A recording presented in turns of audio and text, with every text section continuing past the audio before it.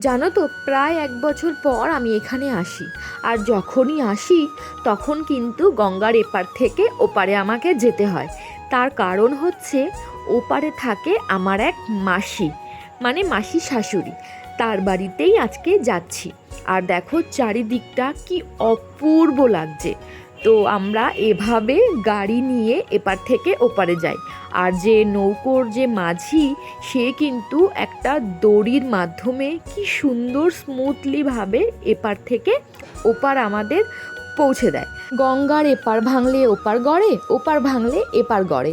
1 বছর পর যেহেতু আসা, ওই জন্য অনেকটা চেঞ্জেস দেখতে পারি। আর একটু বৃষ্টি হলেই এই বাঁশের যে ব্রিজগুলো দেখছো ছোট্ট ছোট্ট, এগুলো একদম ডুবে যায়।